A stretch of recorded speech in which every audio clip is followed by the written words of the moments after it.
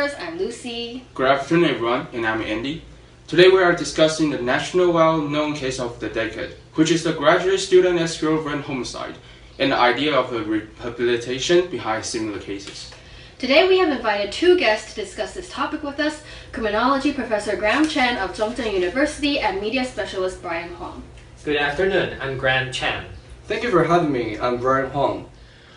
So we all know that the story of the homicide. An NTU graduate student assaulted his ex-girlfriend for 47 times to death because she left him due to his domestic violence. That's right, the incident itself has already established clearly. However, what we're focusing on today is the second instance of the case prosecution. In the first trial, the convict was sentenced to life imprisonment, but in the second instance, his crime was sentenced to a deduction of less than 22 years. What do you think of this?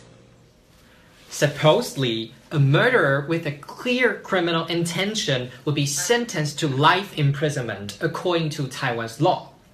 However, in this case, it was reported that the two parties had come to a negotiation and the victim's family would receive a compensation of around 114 million Taiwan dollars.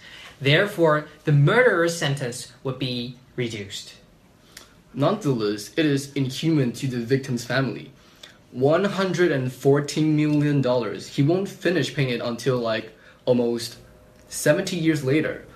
If he's only going to pay it at a rate of 10,000 per month, and the money will be received only if he works. But how will he have worked with this kind of criminal record?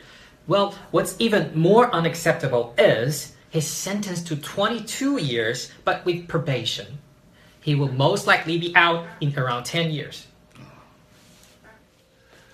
This is absolutely unacceptable.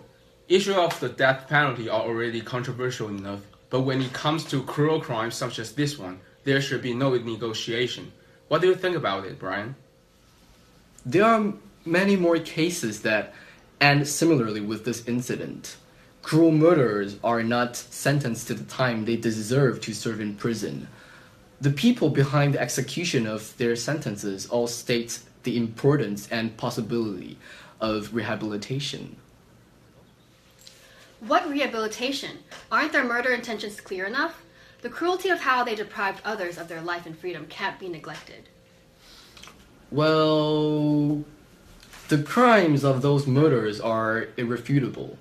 However, the purpose of rehabilitation in punishment is to reform criminal offenders into functioning members of society. For instance, I remember there is a case in America which is about a man named John Velverd who shot his girlfriend to death, but turned out to be a CEO. Whoa. During his life in prison, John didn't well. Instead, he studied very hard, really, really hard, and got a master's degree. He even taught his inmates to read. Moreover, he became an AIDS consultant. Whoa, impressive. Yeah, really impressive. Finally, in 2008, he was released on parole and worked for a prisoner's foundation. And at present, he's now, John is now 47 years old, and he's also a CEO of Youth Build. But according to reports, we've also received news of the murderer's family background.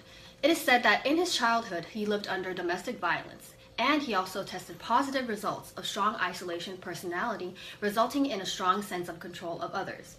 We also know that he has a skeptical personality, having the tendency to check his ex-girlfriend's location, phone, and even purchasing receipts. Such behaviors explain that his isolated and insecure personality, which could be considered as rational factors of mitigate sentence.